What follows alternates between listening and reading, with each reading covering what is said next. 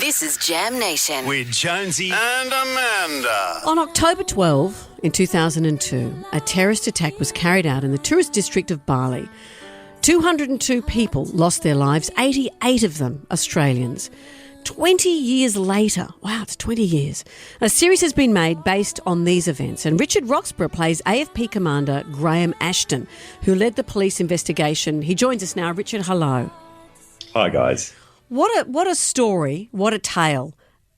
I've heard said that this is the best Australian television series that people have ever seen. But is it hard to watch?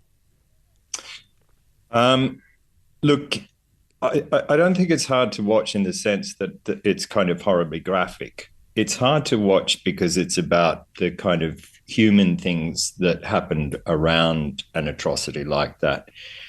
But I think the humanity of it, the stories of survival and what the very great things that it brought out in people is what makes it kind of amazing and special. Was this a role when they offered it to you? Did you instantly jump at it? No, look, I actually had I think about it. I have a very strange relationship with this material because in 2005, I flew to Bali to do a 2-part series about the Bali bombings in which I played actually a different police officer.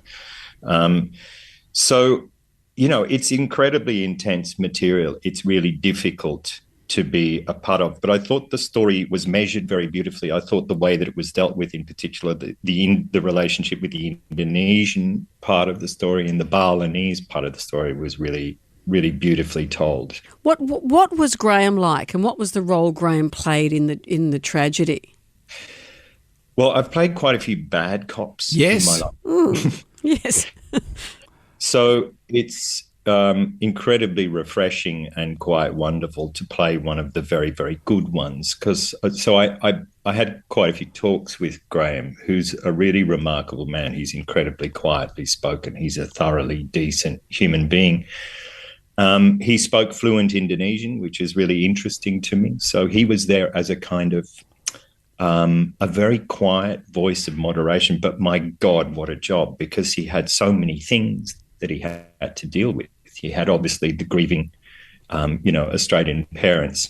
He had the incredibly complex geopolitical situation on hand. So, this had never happened in Bali before. You had an Indonesian government that was, in a very difficult position trying to deal with it. There was so much he had to do. I mean, the man didn't sleep for essentially the entire first week. He was dealing with so much. But he's a really terrific human being who was essentially doing the very best he could in unprecedented circumstances. Right. And when you filmed it, it wasn't really filmed in Bali, was it? Was that because it was just too hard to be filmed in Bali, or would it have been too sensitive to film it in Bali? Yeah, good question.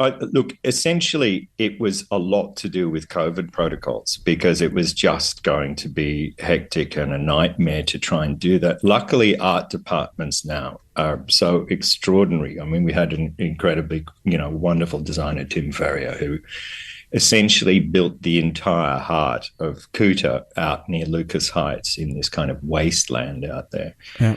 And some of it we filmed up in Terry Hills near where I am, in this kind of incredibly thick jungle. So these things can now be achieved, but essentially it was down to COVID issues. How will families respond to this, you think, the families of the 88 Australians?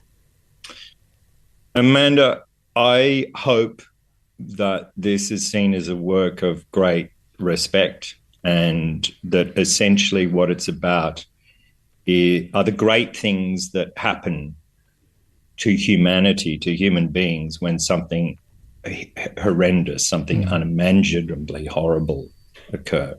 So that's all I can hope. I hope that what this is seen to be about is about how, in the worst and most hideous event imaginable, the very best things about us as human beings are allowed to prevail. Well, it's great we get to see you playing a good copper. It's unfortunate you didn't come to Refreshing, isn't it? I like it's refreshing. You know, you're a dodgy lawyer or a bad copper. You didn't go to Amanda for any Indonesian advice as far as language. I've got this in Ini Rasilia Kalapa Kapada. He copped this coconut head. That could have come in very useful. It really could have, and if only I'd known. Yeah. Next time. This is very late notice. Yeah, I know. Even if you just go for a holiday, ask me because that one slays them. She's been sitting on that bushel for some time. I have. I've got it up my sleeve now, don't you worry. Better than your bushel.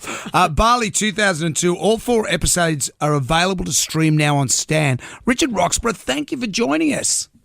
Absolute pleasure, guys. Thank you.